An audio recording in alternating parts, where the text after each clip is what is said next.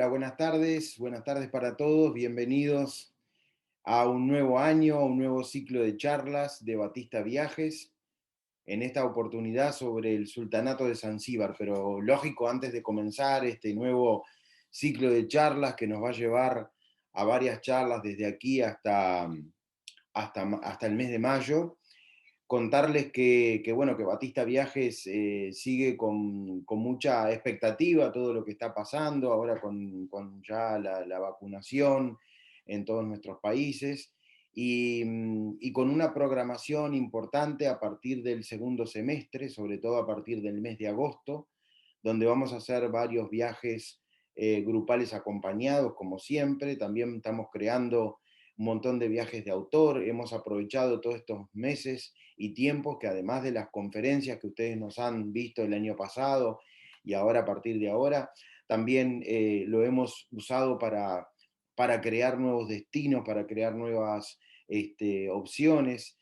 Personalmente estuve de viaje, estuve viendo, prácticamente estuve un mes en Turquía en septiembre del año pasado, estuve también en comienzos de este 2021 en Dubái, organizando todo lo que es la parte de Medio Oriente, Egipto, Dubái, el Sultanato de Omán, las opciones que hay desde ahí, también el este de África.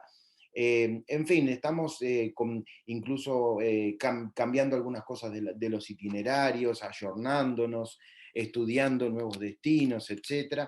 Es así que van a ir encontrando en el correr de las charlas y en el correr de estas semanas y de estos meses, previo a que podamos comenzar a volver a viajar nuevamente, con una expectativa de que sea a partir de mitad de año, es lo que más o menos se habla a nivel internacional en el rubro del turismo. Así que basado en todo eso es que estamos reiniciando este ciclo de charlas, que va a tener algunas charlas que son diferentes, como la que les presentamos a continuación, que es la de Sultanato de Zanzíbar. La que viene es una charla también muy interesante. Las charlas van a ser todos los martes a las 16 horas, hora de Uruguay, y luego vamos a estar haciendo otras charlas que ya que se centran directamente en las propuestas de viajes para el segundo semestre del año 2021. Y dos ya orientadas al 2022, donde también ya estamos trabajando con todo lo que es la programación del año 2022, que, bueno, ¿no? hacemos el contrapeso de un desastroso 2020 para toda la humanidad, con un 2022 esplendoroso y espectacular, ya comenzando a principios, con las opciones de las aventuras al Polo Norte y la aurora boreal, y de ahí la charla del martes que viene que va a tratar sobre esto. Cuando hablamos del Sultanato de Zanzíbar, también nos estamos refiriendo a una parte de uno de nuestros viajes que va a ser para este octubre del 2021, cuando quien les habla esté de guía acompañante para el viaje de Kenia y Tanzania. Y Zanzíbar forma parte de Tanzania, y por ese motivo es que hoy vamos a empezar a contarles un poco acerca de esto. Em, Vamos a ver acá si me deja fijar mi imagen.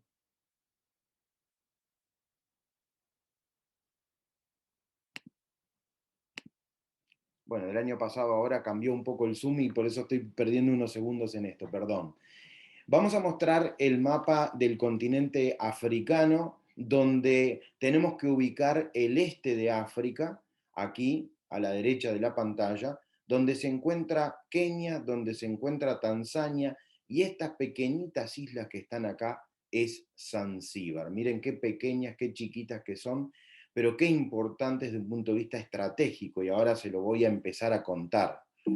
Por ejemplo, vamos a mostrarles este mapa, que es mucho más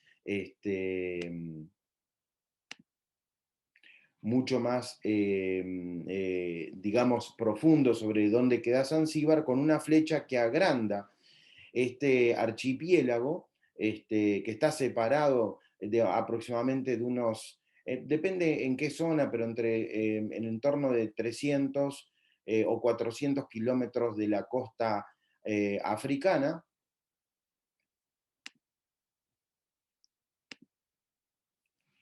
Y ahí es donde se encuentra el archipiélago de Zanzíbar, donde está Stone Town, que es la capital de Zanzíbar, que está en Unguja o Unguya, como se llama la isla principal, y la isla que está aquí más al norte, que se llama Pemba. Así es que es como se distribuye geográficamente. Luego hay otras pequeñas islas que forman el archipiélago, pero que no son tan importantes. Vamos a ubicarlos en el Océano Índico y vamos a empezar a contarles un poquito de la historia. La historia del sultanato de Zanzíbar es muy interesante. Tiene explicaciones y si yo les empiezo a contar que el sultanato de Zanzíbar es el dominio de los árabes en el este de África, puede que no llame tanto la atención por la ubicación del mundo árabe, donde está aquí, estoy señalando la península árabe, donde está el Yemen, donde está Omán, donde está Arabia Saudita, etc. Pero es particularmente el sultanato de Omán quien domina la costa del este de África. Y no lo domina 500, 600 años atrás, cuando todavía los europeos no habían comenzado a navegar y a conquistar las tierras de las costas de todo el continente asiático y africano, luego de que Vasco da Gama diera la vuelta al Cabo Buena Esperanza y empezara a recorrer las aguas del Océano Índico por allá por 1498. Es mucho después que el sultanato de Zanzíbar. El sultanato de Omán, devenido después en sultanato de Zanzíbar, tiene su desarrollo y su apogeo prácticamente hasta la independencia en 1964, a pesar de que había un dominio comercial sobre las islas de Zanzíbar por parte del Imperio Británico. Pero ¿cuál es el motivo por el cual esto fue sucediendo? Entonces, lo primero que voy a contarles, para hablar del sultanato de Zanzíbar, tenemos que comenzar a hablar del sultanato de Omán. El sultanato de Omán y Omán es un país y una región muy particular del mundo árabe. Abrazaron el Islam, al igual que el resto de la península arábiga, a partir del siglo VII, cuando se desarrolla la vida del profeta Mahoma. Pero los omaníes, a diferencia de la mayor parte del resto de los musulmanes, tanto sean árabes como de otro tipo de regiones, como por ejemplo, ustedes saben que hay que saber diferenciar entre ser árabe y ser musulmán. Los musulmanes, el país donde hay más musulmanes en el mundo es Indonesia. El segundo país donde hay más musulmanes en el mundo es la India. El tercero es Pakistán. Recién por allá por el quinto, por el sexto, comienza el primer árabe, que es Arabia Saudí, de la península arábiga. Hay mucho más árabes en Egipto también. Por lo tanto, cuando sabemos que el Islam se divide en dos grandes corrientes religiosas que se separan incluso hasta geográficamente, que son los chiitas y los sunitas. Los chiitas están restringidos a la región de lo que era la antigua Persia, lo que hoy en día es Irán, donde está también una parte del sur de Irak. La mayor parte de la población de Irak es de origen chií, que está en el sur, donde se juntan en la Mesopotamia el Éufrates y el Tigris, ahí donde está la antigua Babilonia y sobre todo la ciudad de Basra o Basora, y luego en Azerbaiyán. O sea que está restringido a esta zona, digamos, de aquí que estoy señalando, donde está Irán, donde está acá la Mesopotamia, etcétera, y más para el norte.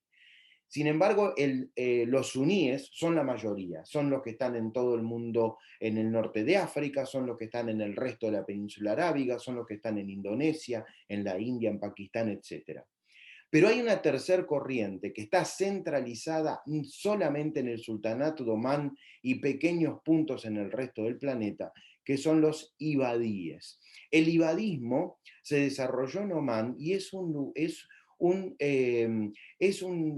una corriente neutral, una corriente moderada, donde siempre han sido utilizados por el resto del mundo árabe y por eso son tan respetados los sultanes de Omán, En cuanto a cuando hay que dirimir alguna cosa, en el mundo musulmán y para los islámicos tienen dos, digamos, estados que suelen ser, digamos, o dos personalidades que suelen estar ahí cuando hay algún problema en el medio.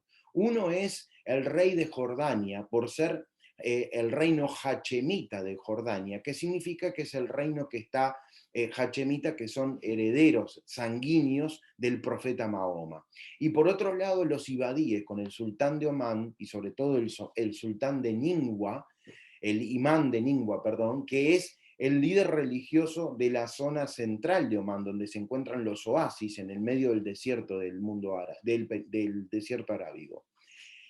Dicho esto, ustedes me van a decir, bueno, pero esto cómo viene centrado con Zanzíbar. Bueno, tenemos que estudiar esto porque es Omán que se instala en el archipiélago de Zanzíbar mucho tiempo después. ¿Cuándo? Para ser exacto, 1698. Pero ¿qué pasa con el mundo? 1453, muy importante, la caída del Imperio Otomano, que inyecta y ejecuta rápidamente desencadena, digamos, varias incursiones, entre ellas la de Cristóbal Colón, que descubre América, los portugueses que poquito tiempo después dan la vuelta al Cabo Buena Esperanza, todo eso buscando la India, buscando las especias tan importantes en el tráfico de aquel entonces. El valor del clavo de olor era el valor de una onza de oro, realmente impresionante. Desde de lo que era Indonesia, los portugueses, después de haber dado a dar la vuelta a Cabo Buena Esperanza, navegaron por toda la costa africana y llegaron precisamente en el siglo XVI a lo que hoy conocemos como el Sultanato de Omán. De ahí que algunos de los que me están escuchando posiblemente hayan incluso viajado con nosotros a Omán para visitar su hermosa capital que se llama Muscat, y desde ahí unos castillos hechos por los portugueses en el siglo XVI, cuando dominaron el Golfo Pérsico y dominaron toda la navegación por el Índico. Los portugueses, los grandes navegantes de siempre, se juntaron con los grandes navegantes de los árabes. Los omaníes han sido los grandes navegantes. Ustedes me dirán, pero ¿cómo los grandes navegantes? Sí, porque también tenían en esa misma época también navegaron, antes incluso, Chen He, el famoso navegante chino, que recuerden, yo les di una conferencia, siempre, ahora me da para decirles que recuerden en YouTube, tenemos nuestro canal de YouTube que es Batista Viajes, donde están más de 60 conferencias que he dado el año pasado. Y después de esto se juntaron en Omán, ¿no? Acá tenemos en Omán, acá tenemos Muscat, acá tenemos Ras Al Had, es una zona desértica donde acá dice sur, acá es la zona donde están los castillos portugueses.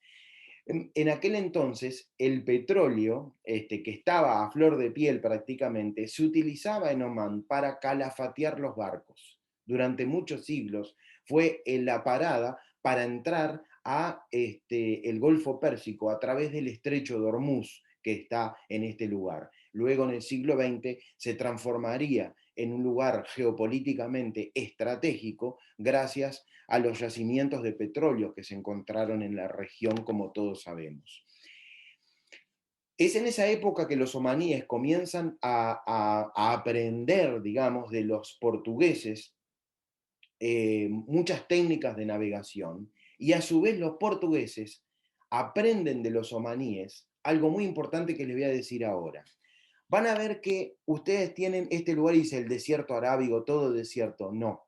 En esta zona que estoy mencionando, dice Wadi Mukshin, Wadi Mukshin. En esta zona que estamos mostrando acá, donde está Yalala, que hoy en día es un lugar de playas paradisíacas sobre el Océano Índico, en esta zona se produce el evento de los monzones del subcontinente indio. La India, que es un triángulo invertido, si recuerdan el mapa, depende en la época, o por el Golfo de Bengala o por el Mar Arábigo, tiene la época de monzones, o sea, la época de lluvia. Uno de los coletazos de los monzones del Mar Arábigo toca la península arábiga Y es por eso que yo le puedo mostrar fotos de Omán, de ustedes me dicen que estoy en el sur de Francia o en algún lugar de la selva negra alemana, etc. Son lugares boscosos, un lugar donde hay incluso animales salvajes, etc. Entonces, esta gente de esos lugares sacaba los árboles, la madera, para poder hacer embarcaciones especiales que dominaban los vientos, porque cuando hay los monzón, cuando es la época de monzón, el viento empuja hacia la tierra, y cuando no está la época de monzón, el viento empuja de la tierra hacia el mar. Dominar eso en aquellas cáscaras de nueces que hacían los omaníes fue lo que aprendieron los portugueses en esta región y les permitió navegar y aprender a navegar, reitero, los grandes navegantes de todos los tiempos que han sido los portugueses, por todo el Océano Índico y dominaron y llegaron a Macao, llegaron a Malaca, que está en Malasia, Macao, que está en China, y también llegaron a lo que hoy en día es el archipiélago de Indonesia, a Timor, a lo que es la isla de Flores, etcétera, e incluso hasta navegar por la gran barrera de corales en Australia. Quiere decir que los portugueses dominaron esto. Ahora, los omaníes también sabían de navegación, como les contaba, y yo creo que muchos conocen al mayor, al más importante, la leyenda de marino más importante que hay en el planeta. En este tipo de barcos nació la leyenda de Sinbad el Marino. Sí, acá puse el dibujito animado de Sinbad el Marino, el cartoon. ¿Por qué? Porque Sinbad el Marino era precisamente omaní, era de región, de que en aquel entonces no se llamaba omaní, pero una de las cosas que era respetado es porque era ibadí. Estamos hablando de una leyenda, claro está, pero vamos a ponerla en el contexto que sigue. Quiere decir que los omaníes aprenden de los portugueses, mejoran sus barcos, y lo que ocurre, y acá viene algo importante, voy a volver a un mapa anterior y ahora voy a volver a este mapa que estoy mostrando en este momento. ¿Qué es lo que ocurre? Lo siguiente.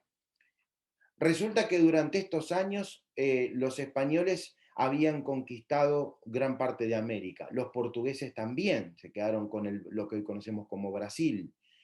Habían conquistado los portugueses varios lugares de África, sobre todo en el sur y en el sureste y en el suroeste, lo que hoy en día es Angola del lado del oeste y Mozambique del lado del este.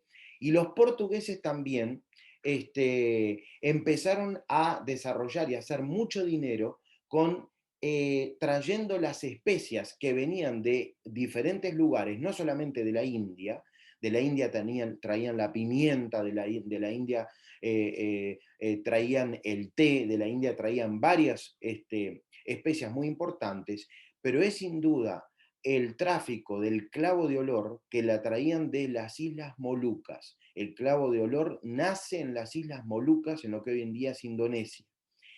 Con el tiempo lo que ocurrió es que aquellos imperios coloniales, no solamente europeos, también el sultanato de Omán, hace en lugares donde tienen un clima muy similar, plantan estas especies también para no tener que transportarlas desde la otra parte del mundo, donde quedan las Molucas, que está acá a la derecha de nuestro mapa, atravesando África para ir a todo. Pero lo que se creía que iba a durar para siempre, duró menos de 100 años. Los portugueses fueron los principales navegantes y dominaron gran parte del planeta en el siglo XVI. Pero es, sin duda, los españoles que llegan a China desde su colonia de las Filipinas y crean una de las rutas comerciales más importantes que dominó nuestro planeta durante casi 2 siglos. Y hablo del famoso galeón de Manila, cuando se hacía la ruta atravesando el Pacífico desde Manila hasta la bahía de Acapulco en México, se atravesaba por tierra el territorio de la Nueva España, como se llamaba la colonia en aquel entonces del actual México, y desde Veracruz salía nuevamente los galeones que llevaban todas esas especias hacia el puerto de Cádiz o el puerto de Sevilla, atravesando el Océano Atlántico. Quiere decir era menos costoso la ruta desde traer lo que producía China y el sudeste asiático a través del Océano Pacífico, cruzando por tierra la parte por eso hay una ruta colonial tan importante que pasa por Tasco, por Cuernavaca, lugares de México, atravesándolo para llegar a Veracruz, y desde ahí, desde el puerto de Veracruz, a través del Golfo de México y luego el Océano Atlántico hasta llegar a España.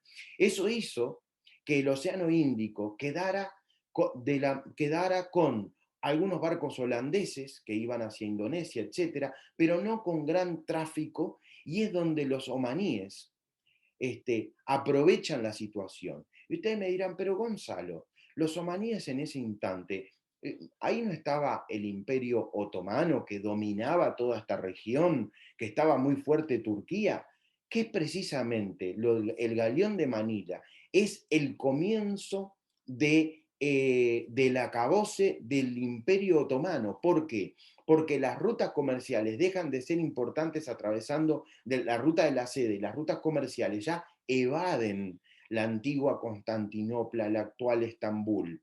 Por eso es que, porque además los turcos otomanos, ¿qué dominaban de la península arábiga? Cuando el 90% es desierto, arenoso, y luego, salvo ese coletazo como les decía, que llega acá en esta parte de Omán y de Yemen y un poquito de Arabia Saudita, que llegan las lluvias de los monzones del mar de Arabia, el resto es arena. Entonces, los otomanos habían hecho la red ferroviaria que llevaba hasta la ciudad santa de la Meca, que se encuentra en el oeste, casi cerca del Mar Rojo, al igual que Medina y la Meca, y esta zona había sido descuidada completamente por el Imperio Otomano.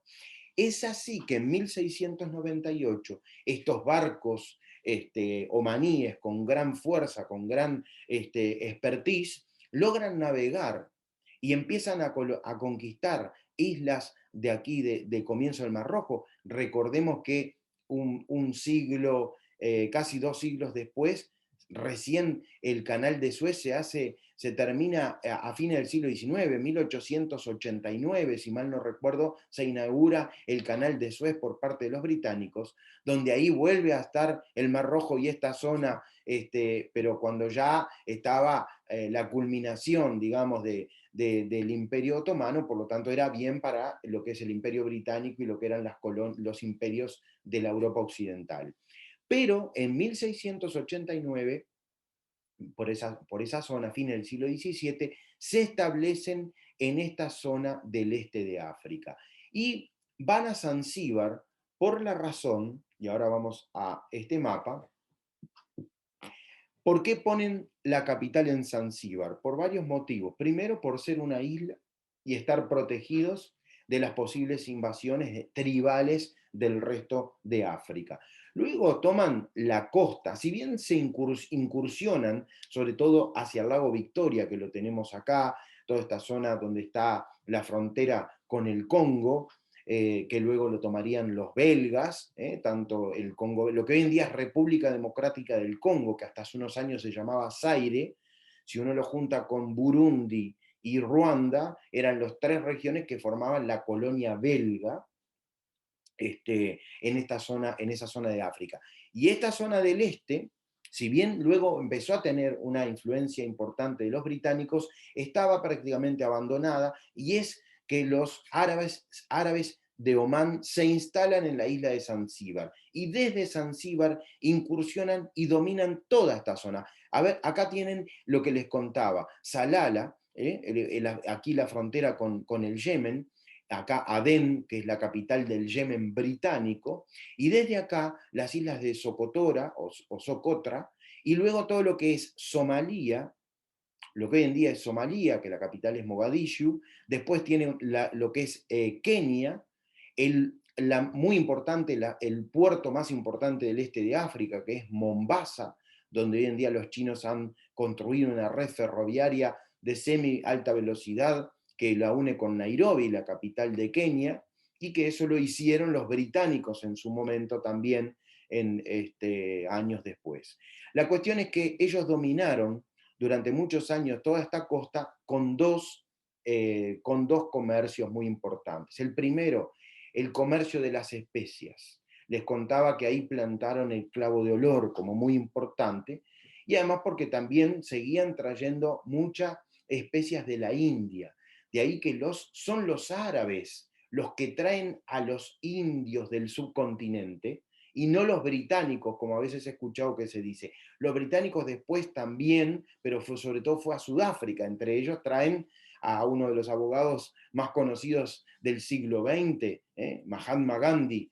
Entonces, los indios vienen a trabajar con los árabes, no en el estatus de trabajador. Y eso es algo que hasta el día de hoy se ve en todos los países del este de África. Por ejemplo, les cuento en lo personal, nosotros trabajamos con operadores, con gente, y el turismo en Kenia, en Tanzania, en Uganda, es dominado por los indios de la India, ¿no? Es dominado por ellos. Este es digamos, el tema de las especias. Pero lo otro, y esto es muy importante comentarlo, es el mercado de los esclavos. Los esclavos, el mercado de esclavos fue lo más importante en cuanto al dinero en esa época, porque ya las especias eran importantes, pero no tenían el valor que habían tenido en el siglo XVI, en el siglo XV, cuando los portugueses hicieron ahí una diferencia importante, y posteriormente los españoles con el galeón de Manila. Entonces el mercado de esclavos es desarrollado por ellos. ¿Para dónde se va? No es digamos, los esclavos que vinieron a nuestras Américas no vinieron del este de África por obvias razones, por el tema de la distancia geográfica. Vinieron del África ecuatorial, de la zona del occidente, del África occidental, de lo que hoy en día es Senegal, de lo que hoy en día es Liberia, de lo que hoy en día es Nigeria, de lo que hoy en día es Camerún, etcétera, etcétera. Entonces, el este de África, el mercado de esclavos lo dominaron los árabes, y desde Zanzíbar los traían a Zanzíbar, y desde ahí los exportaban a varios lugares, así como suena, ¿no? Suena fuerte decirlo, pero es tal cual, los exportaban como una mercadería, como una mercancía, a el mundo árabe, a la India y a otros lugares. Es así que hoy en día, cuando uno llega a Emiratos Árabes Unidos, por ejemplo, a Dubái, o cuando uno llega a otros lugares de Arabia, hay gente de los emiratíes, etcétera, que son bien de raza negra. Bueno, no es que sean emigrantes actuales, tienen muchos años y es de la época, digamos, en que se introdujo la raza negra a través de la esclavitud en estas zonas, que es tanto en esta zona también como lo que está enfrente, que era la antigua Persia, donde está la propia Hormuz, y varias ciudades importantes de la antigua Persia que hoy en día pertenecen a Irán. Entonces, ellos desarrollan estos dos mercados, van pasando los años, y hay una cosa muy importante que hay que tener en cuenta. ¿Por qué el sultanato de Zanzíbar entonces, si dependía del sultanato de Omán, se hace tan importante? Se hace importante porque en 1840 los omaníes trasladan la capital de su imperio a Zanzíbar. Un poco como le ocurrió al imperio portugués cuando traslada la capital a Brasil, cuando vienen las invasiones napoleónicas. Entonces los omaníes trasladan. ¿Por qué lo hacen? Obviamente por las riquezas y por el clima, el verde de la isla de Zanzíbar. Recuerden que para los musulmanes todo esto es que haya palmeras, frutos, etcétera, es síntoma del paraíso. Por lo tanto, se instalan en Zanzíbar.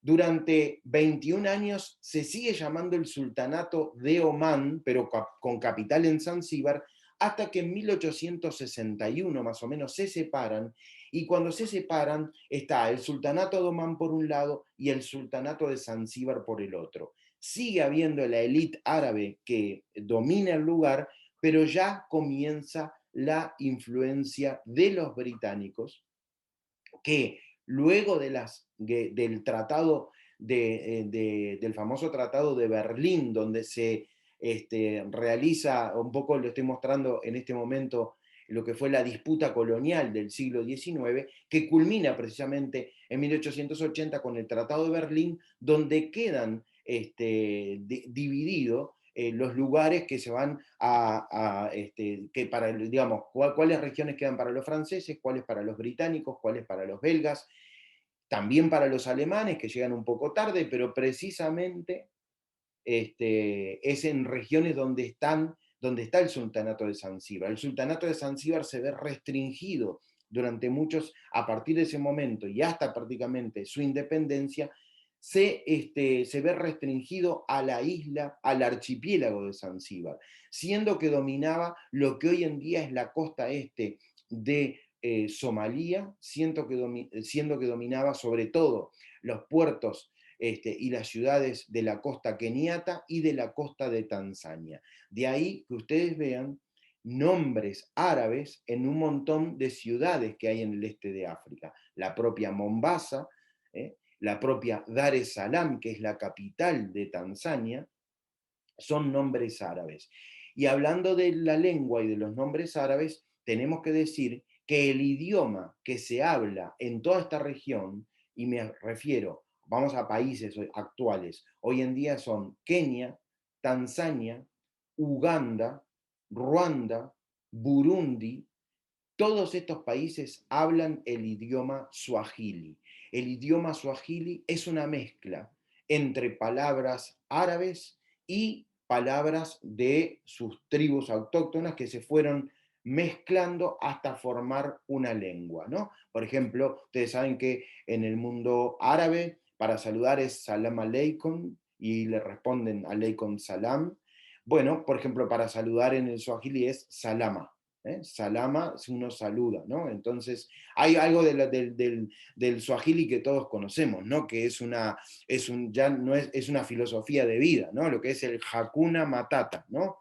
Que significa no hay problema, ¿no? Todo en esta zona es no, Hakuna Matata, no hay un problema. Llegaste una hora tarde, Hakuna Matata. Te tenés que ir y no pudiste venir, Hakuna Matata. Y así andan un poco las cosas ahí por esa región.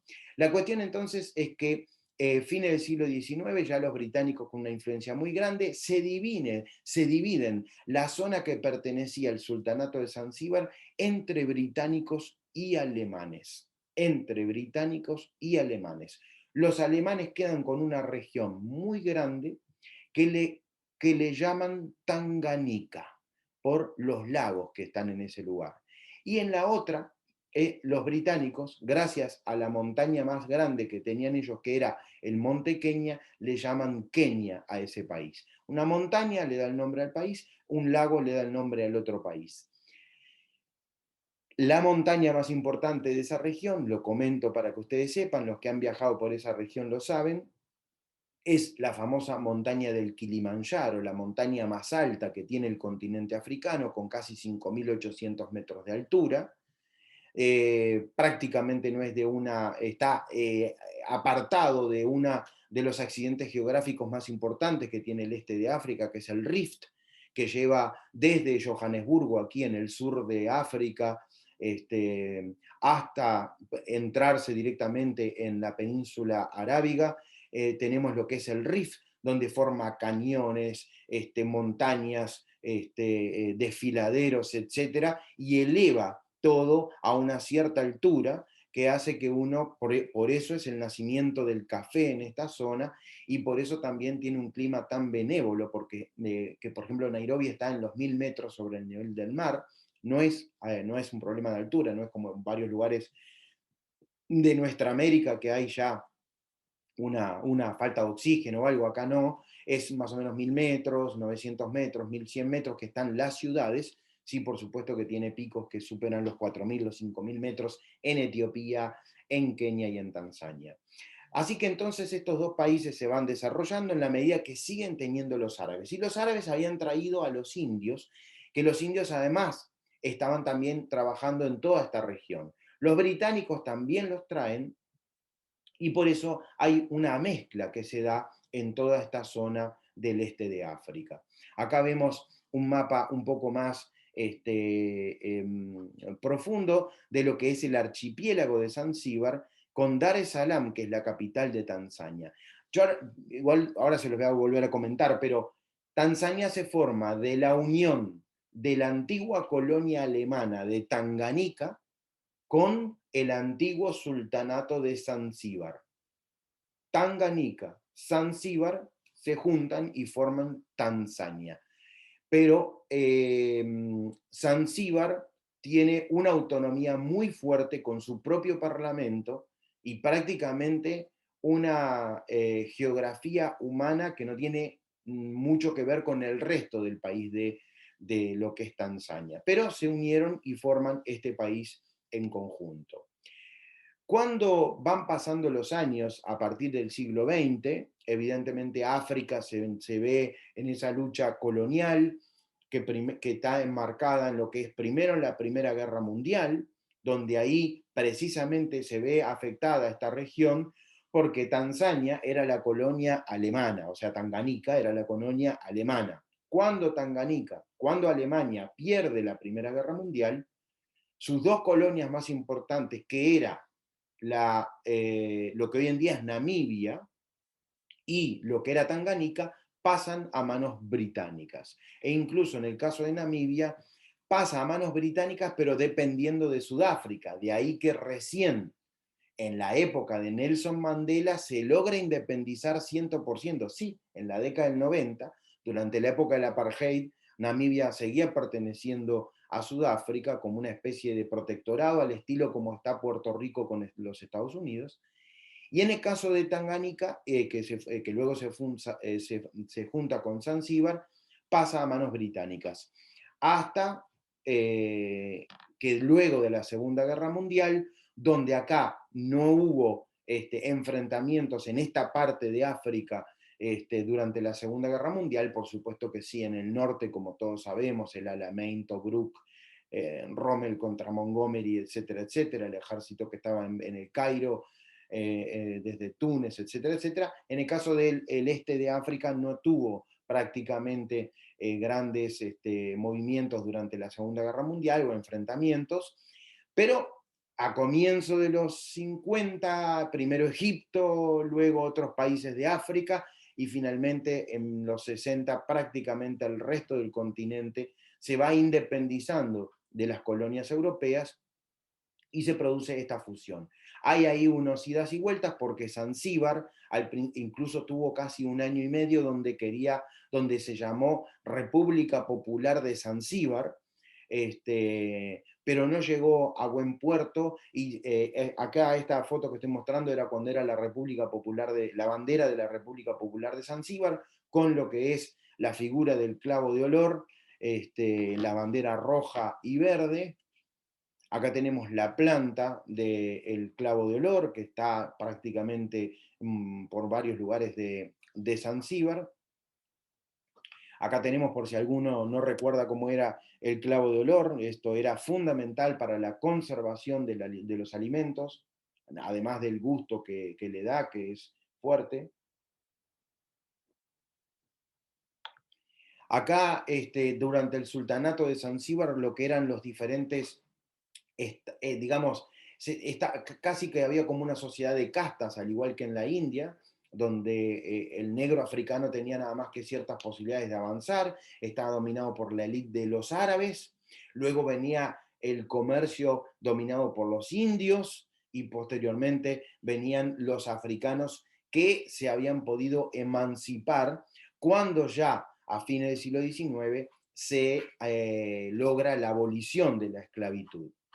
Es en Stone Town, estas son fotos que hemos sacado en la ciudad de Stone Town, que es la capital de Zanzíbar, que a veces se le confunda a la ciudad con Stone Town, se le dice también Zanzíbar, pero Zanzíbar es el archipiélago y la isla principal se llama Unguja, no se llama Zanzíbar. Zanzíbar es el conjunto de las islas que se llaman de esa manera, y este es un museo muy interesante donde muestran las atrocidades de aquel entonces.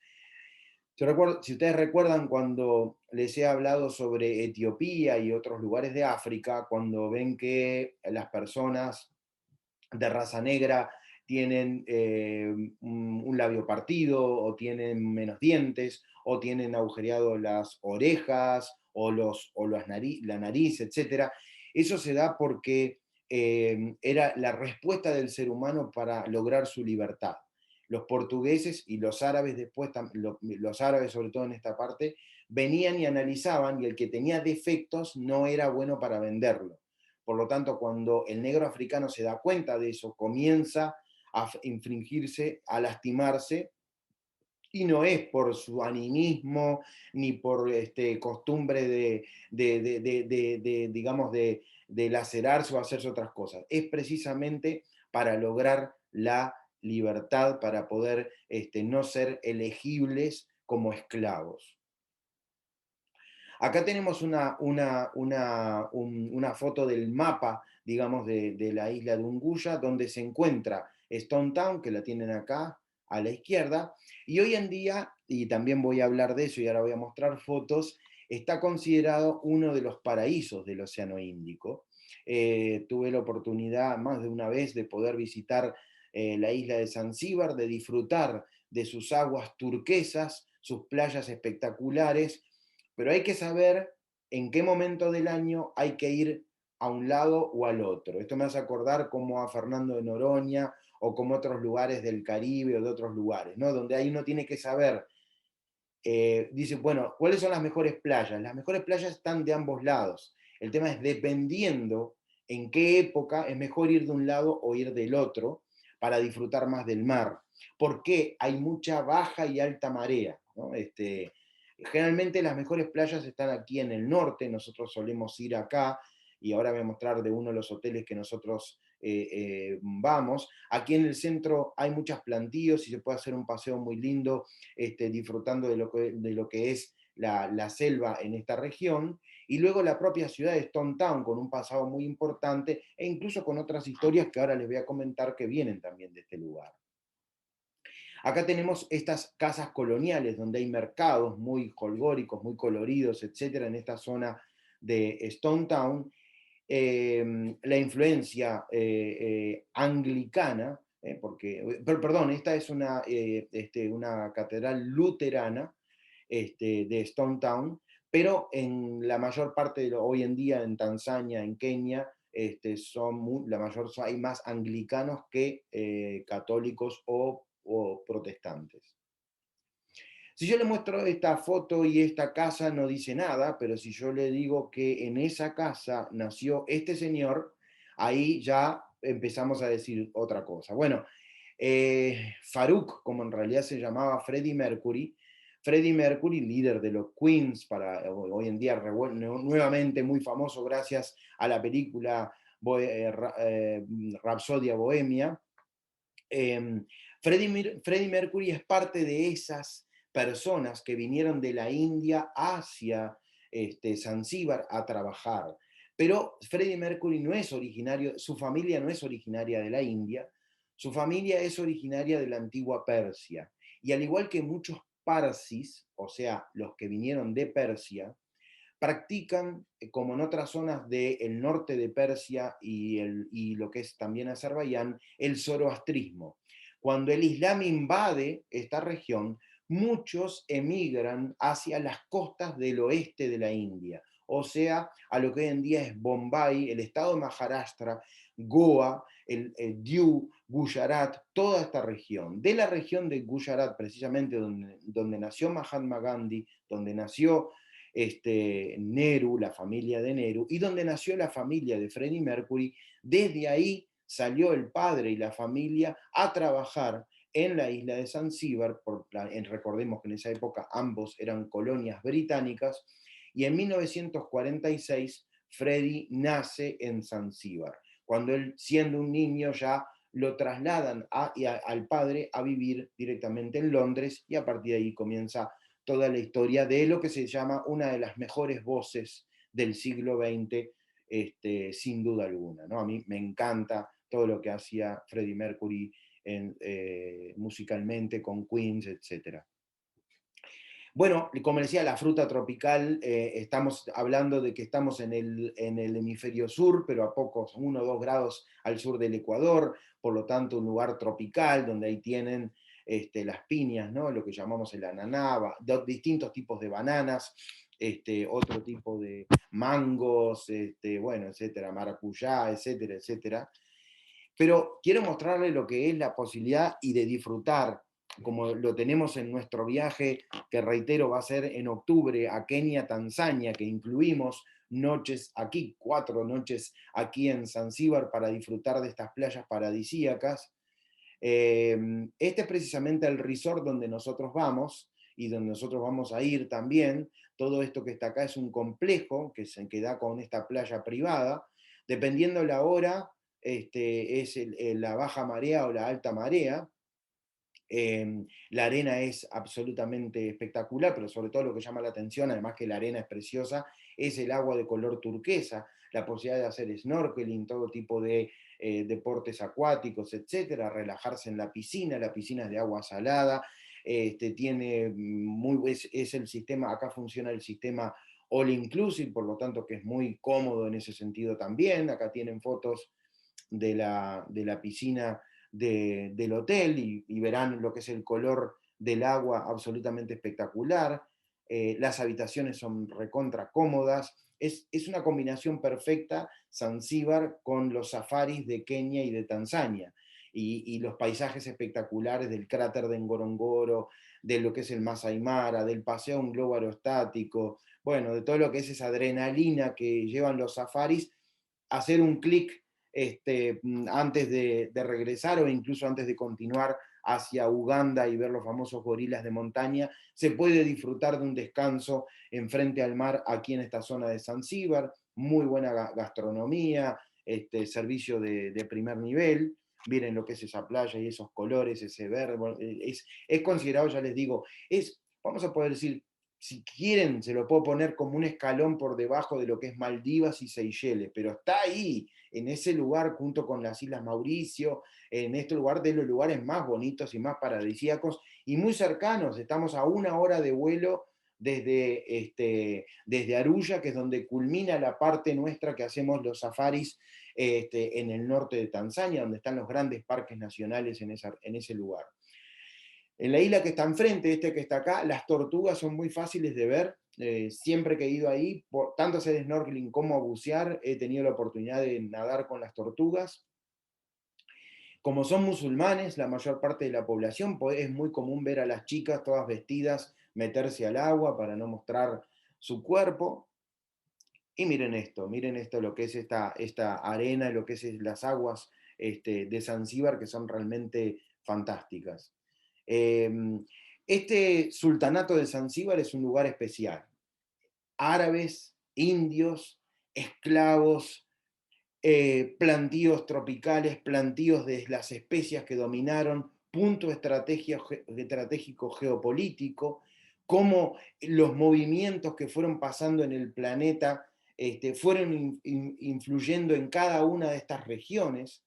Y esto devino en ni más ni menos que, por ejemplo, hasta hoy en día se habla el idioma donde tiene un montón de palabras árabes. Recuerdo cuando se hablaba antes de que Barack Obama tomara el poder, los disparates que se decían de, no, que va, que es de color y encima es musulmán con los terroristas. Bueno, un disparate de un tremendo cosa cuando no es musulmán. Barack Obama es como si alguien de que me está escuchando se llama Álvaro y estamos diciendo que es musulmán, porque Álvaro es un nombre absolutamente árabe, de los 800 años que dominó la península ibérica los árabes. Por lo tanto, en el caso de Barak es lo mismo, es un nombre que viene de la influencia de los árabes que tuvieron casi 4 siglos dominando en toda esta región.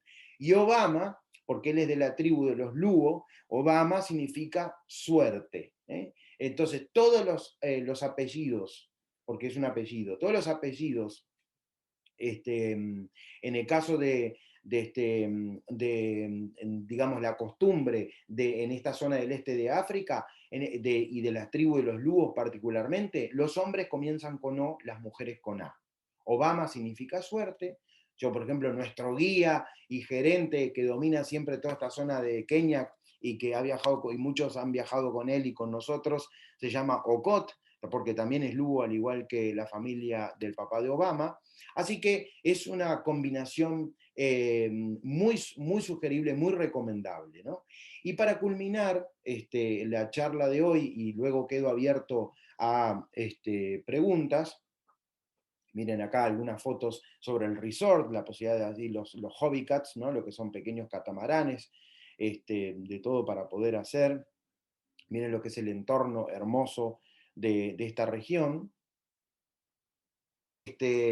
Así que estamos en contacto. El martes que viene no se pierdan la charla de la aurora boreal y seguimos. Miren que ya estamos en la oficina, algunos de nosotros, y de a poco estamos poniéndonos al día con todo y creando nuevos productos y con mucho positivismo hacia adelante. Estamos muy confiados que va a haber un rebrote muy importante porque todos queremos viajar, porque todos queremos tener proyectos, porque todos queremos seguir viviendo y ojalá pronto lo podamos hacer. Un beso grande para todos, hasta el próximo martes, chau chau.